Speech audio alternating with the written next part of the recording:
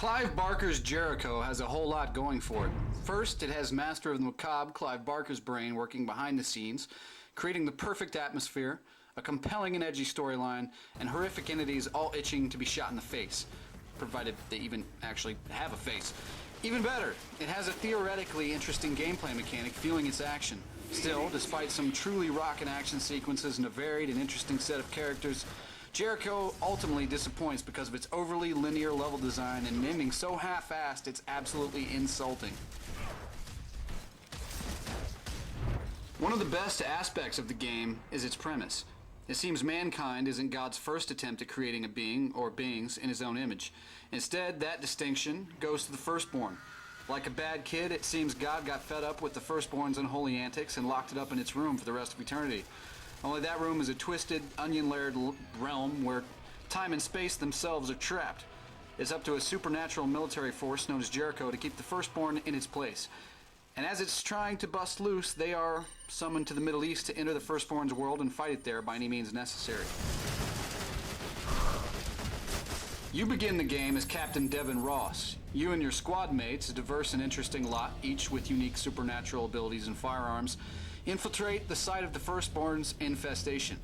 In what might have been a real shocker if it weren't so publicized in advance, Captain Ross is killed almost immediately. Still, luckily for him, his soul undergoes an out-of-body experience and he finds himself able to possess his teammates and continue to give them their orders from beyond the grave. Good stuff. Given that the game is often billed as a squad-based tactical shooter, it's disappointing to find out early on that tactics don't really enter into the gameplay all that much. The great concept of being a ghostly captain able to take over the bodies of his men and women plays out more like a game of tag. Each time one member of the squad dies, which happens often, you automatically jump to another, or you can switch them on the fly. Another comparison is a game of hot potato. If you get off by an exploding demon, then consider yourself the next potato holder. Best look for who's next in line that you can pass that potato to. You do have the ability to heal your fallen allies, but again, this perpetuates the tag you're it philosophy, and manually healing your companions is definitely something you will do time and time again throughout the course of the game, seeing as how 90% of your firefights will occur in narrow corridors with next to no cover.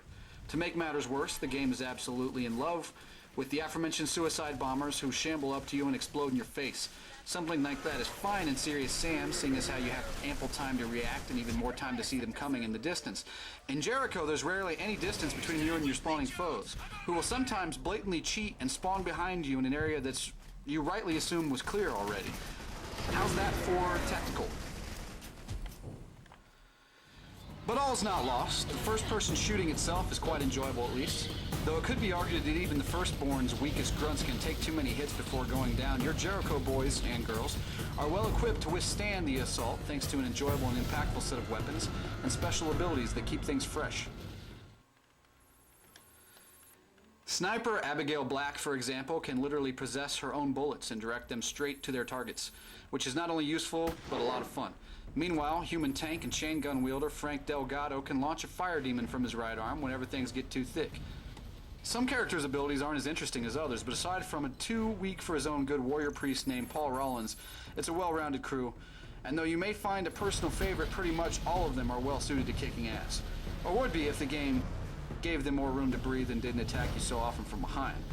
Which is not to say that the game is difficult per se, just a tad on the frustrating side, especially early on. Now the characters' personalities, while portrayed a bit on the cheesy side by some of the game's voice cast, are certainly interesting. Each one seems to have his or her own place on the field. Better yet, these personalities actually bleed into the gameplay via the characters' skills and fighting methods. Few squad-based games present such an interesting cast of individuals. Although Jericho is essentially a linear corridor crawl, the action is good enough during its best moments to make you forget how pre-planned the gameplay is. Despite Clive Barker's name before the title, it's not a survival horror game bent on scaring the hell out of you. It's a hardcore action game designed to disgust you, emotionally involve you, and sometimes creep you out. And the Crusades levels will definitely do that. Anyone expecting to need a change of underwear while playing this had best look elsewhere for their frightful delights.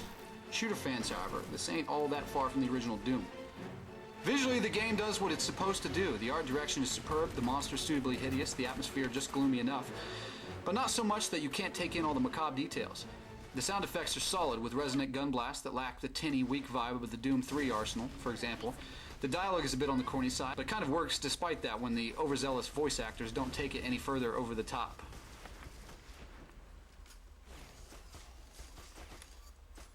Perhaps the single worst aspect of Jericho, however, is its ending. That's because it doesn't actually have one. Take the finale of Halo 2 if there was a good likelihood that there would never be a Halo 3, and you're maybe scratching the surface of this sudden and jarring credit screen.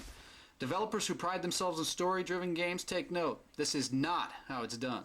The fact that Clive Barker's name is all over the box certainly doesn't help, nor does the fact that the storyline has, until this point, been quite compelling throughout the game's weakest moments.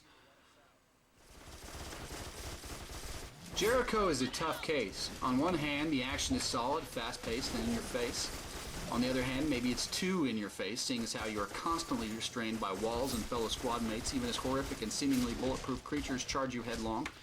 Tactics are virtually non-existent here. This is a deeply flawed game by and large, and if it weren't for some very cool action sequences, it might be a total wash. As it is, it's a decent FPS that could have been a classic if more time had been spent tweaking the design and giving it a proper conclusion. Emphasis on the proper conclusion there, alright? One thing there's absolutely no question about, however, Clive Barker's original foray into the gaming universe, the excellent Undying, banishes Jericho to its own realm of hellish torments. Much like God's Firstborn, this is a game that was never really finished. Rawlings, Church, Cole, secure the entrance. The rest of you with me.